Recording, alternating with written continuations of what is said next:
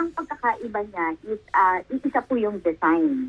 So meaning yung ini-issue ng mga LGU ngayon, magkakaiba po sila ng itsura, di po ba?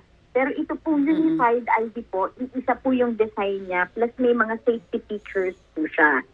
So, ang regarding naman po dito sa launch, naapektuhan po kasi kami ng election ban, so with regards to the procurement of the system.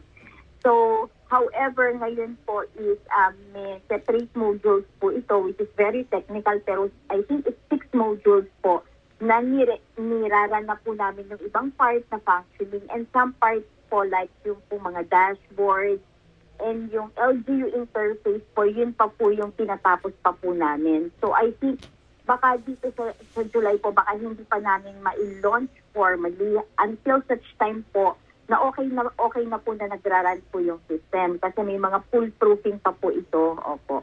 Okay, so nagkaroon po ng ilang, tama ba, matatawag ba nating technical difficulty yon para hindi po muna makapag-launch ngayong July. Ang target launch nyo po kailan? Next month po ba yan?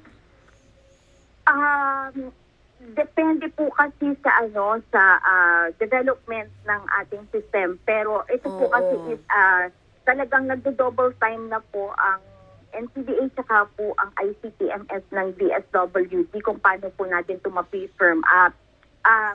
Na-meet na din naman po namin yung 35 pilot areas for the possible guidelines and reduction po ng mga phases kung paano po natin makakatch up yung or mas-shorten yung process since medyo natagalan po tayo because of the election ban. And yun din po mga requirements, pinag-aralan na din po namin kung paano po din natin malilesen yung burden with the current holders of valid and authentic IDs and for the new registrant. So lahat po ito ay napag-discussan na po ng technical working group on the Unified ID system. Oo, so we can safely say na finalizing po kayo dun sa ilang maliliit na detalye na lamang para hindi na rin mahirapan yung mga PWD ID holders po natin sa ngayon. Opo ma'am, kasi ang instruction po sa amin kasi ni SecRex is kung ano po yung mabilis na proseso po para po sa ating mga persons with disability.